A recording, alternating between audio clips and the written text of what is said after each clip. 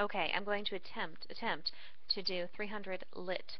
This is going to be for 3 minutes, and it's going to be about Roberto Clemente. So lots of different cities and things. Ready?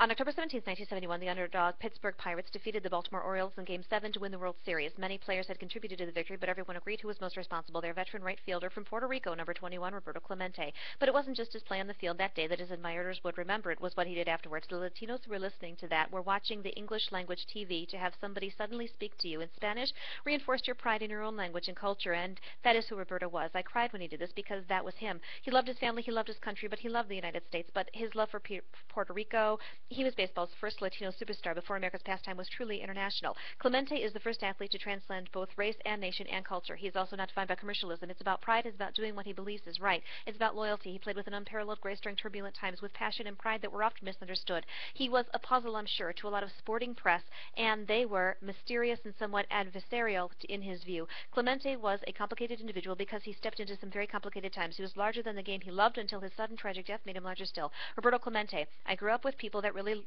had to struggle to live, Roberto Clemente recalled. My mother never went to a show. She didn't know how to dance. Like many others in rural Puerto Rico, life for Clemente's family revolved around sugar cane. His father worked as a foreman in the fields near the small town of Carolina. His mother often rose at 1 a.m. to make lunches for the workers. Roberto, the youngest of 7 children, started working when he was just 8 years old.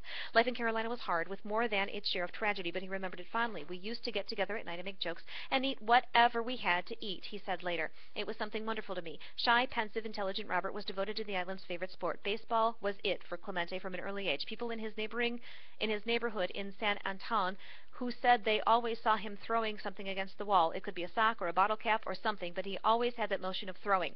Baseball captured Roberto as it did thousands and thousands of young boys in Puerto Rico in that era because it was what was available. Puerto Rico was not a soccer island, it was baseball. In Puerto Rico, people argue and fight.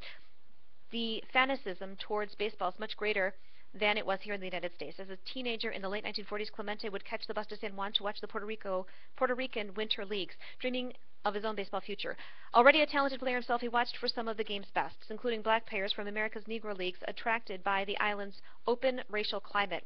In a high pop-up, back for base first, the second baseman Taylor scooting over near the line to make the catch for the out. It was so different in Puerto Rico from the United States in that period. If you were black, Puerto Rican or black American, you could eat wherever you wanted to. You could sleep wherever you wanted to. You could date whoever you wanted to. There wasn't this constant reminder of the color of your skin.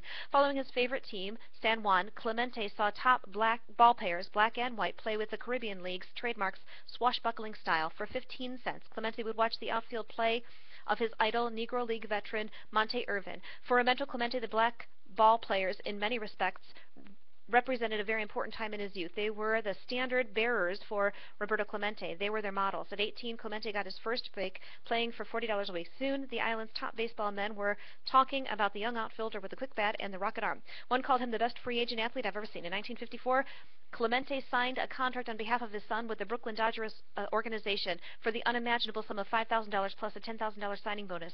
His stay with the Dodgers would be short-lived. He would soon be drafted away by the Pittsburgh Pirates, but Roberto Clemente was living the dream of every Puerto Rican kid who had ever swung a bat. He was on his way north to play baseball. At Fort Myers, training begins for the Pittsburgh Pirate. For 20-year-old Roberto Clemente, the annual ritual of spring training in Florida was both familiar and strange. He had played baseball in the warm, sunny climate before, but he had never encountered Jim Crow. Okay, I was a little slow on that, but it was pretty fast, so good luck.